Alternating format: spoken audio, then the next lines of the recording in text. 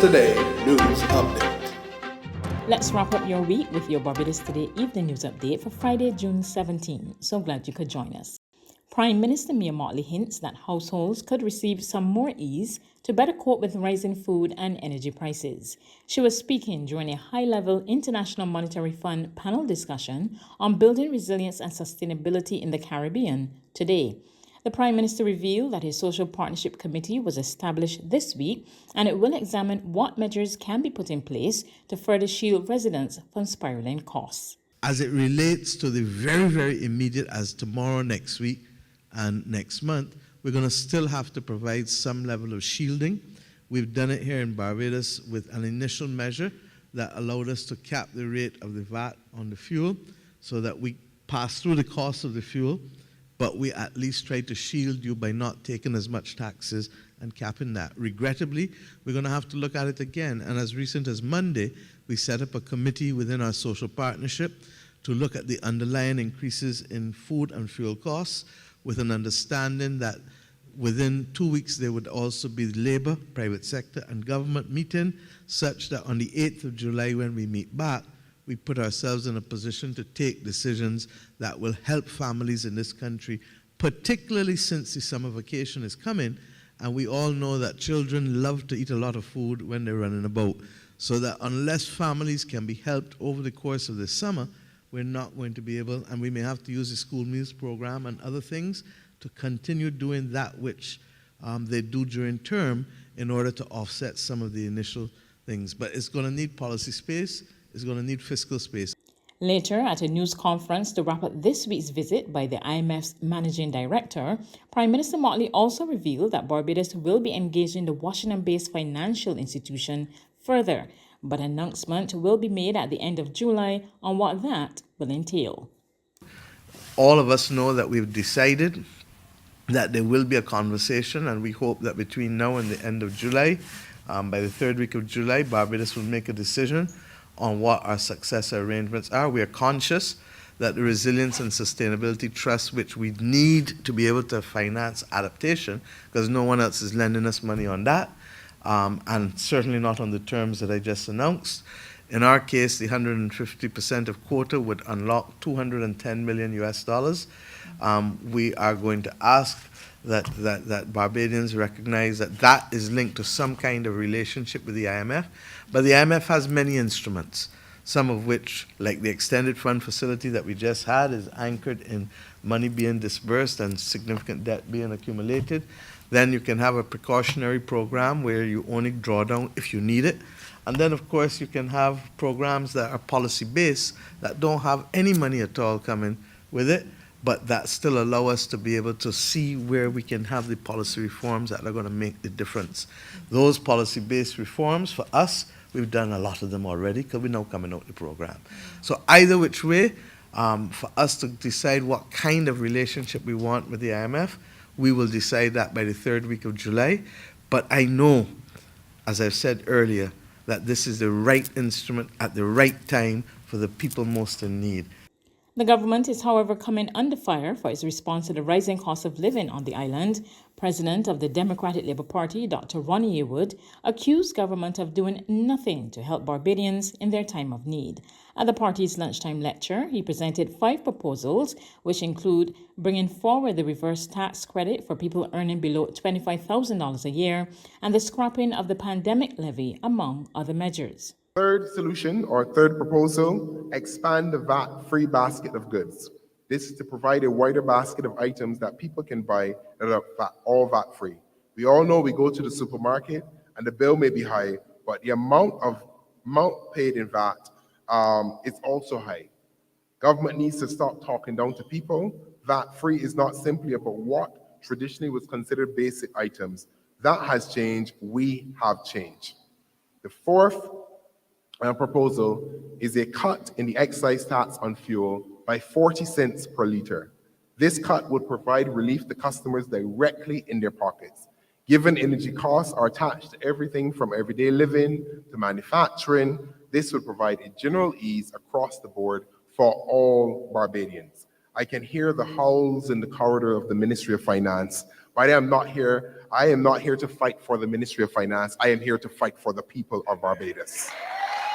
Employers who fail to pay their workers' contribution to the National Insurance Scheme should get their house in order.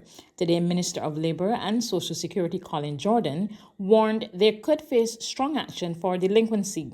Speaking at the NIS's 55th Anniversary GEM Awards ceremony today, he also chided some employers, particularly some in the construction sector, who treat genuine employees as self-employed or as subcontractors to avoid making payments to the NIS.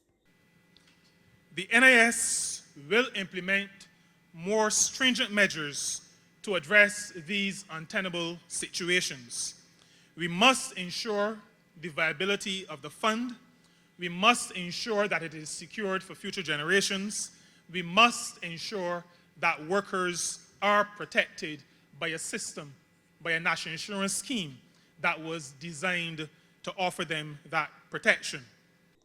Minister Jordan also voiced concerns about the low level of compliance among self-employed persons. He noted that the evasion is as widespread among professionals as it is among tradespersons and the informal sector. We recognize that more must be done to pursue defaulters and bring them into the social protection system. And by doing that, in some cases, saving them from themselves, because many of them will be depending on this scheme to be able to assist them when they reach their senior years. And so I encourage genuinely self-employed persons, creatives, artists, singers, actors, those who consider themselves to be professionals or members of the professions, and persons in the informal sector to contribute to the scheme. The scheme is inclusive with a very low earnings requirement. Hence, there is no excuse for failing to comply. Regional and international news coming up after this short break. Pure oxygen is way more than just water. We infuse pristine water with over 1 billion tiny oxygen bubbles using our state-of-the-art process. The benefits of additional oxygen are huge, from strengthening your immune system to increasing energy levels, stamina, and sports performance. And that's not all. It also improves skin health, helps you sleep better, and reduces stress. Join the movement of people experiencing the benefits of pure oxygen. It's not hype, it's science. To regional news, the Jamaican Prime Minister Andrew Holness today declared a state of public emergency for the parish of St. Catherine amid an increase in crime and violence. Minutes after 8 o'clock Friday morning, the declaration. His Excellency, the Governor-General, has declared a state of public emergency for the parish of St. Catherine. The Commissioner of Police and the Chief. He said the decision came after careful consideration and review of the current crime situation in St. Catherine. I decided to advise the Governor-General to make such a declaration on the recommendation of the Chief of Defense Staff and the Commissioner of Police. Today, I will give the public a strategic understanding of the actions of the government as it relates to crime fighting and dealing with violence in the society. Government has as its first responsibility the preservation and the protection of life. As for the boundaries of the state of emergency, Chief of Defense Staff Rear Admiral Antoinette Weems-Gorman said it essentially covers the entire parish of St. Catherine. This means there will be checkpoints throughout the parish.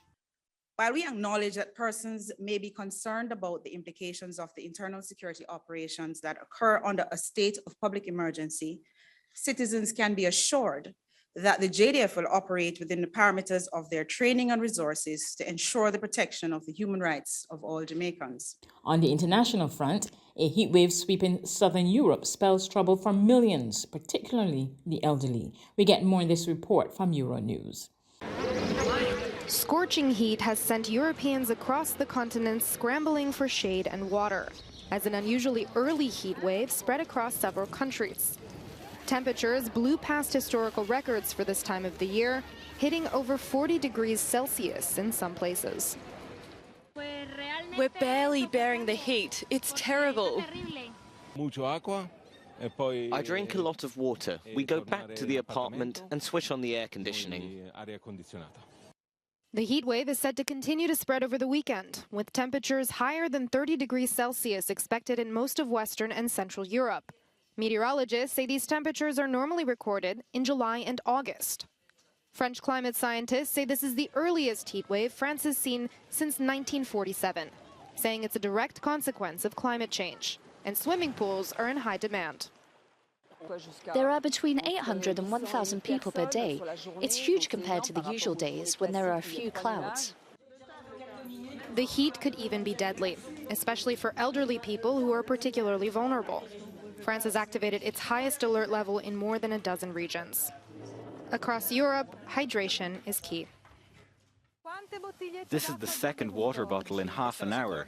It's very hot, so, as you say on TV, we must drink a lot of water.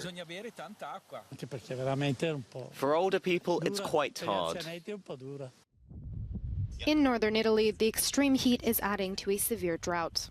Some parts of the Po River, the country's largest, have run dry. That's news, but for the very latest, visit our website at www.barbadostoday.bp. You can also subscribe to our e-paper, email updates, or like us on Facebook, and sign up for our breaking news alerts via WhatsApp. We're also on ultimate medium bus terminals, as well as screenplay at supermarkets and gas stations near you. You can also hear us on Capital Media HD 99.3 FM.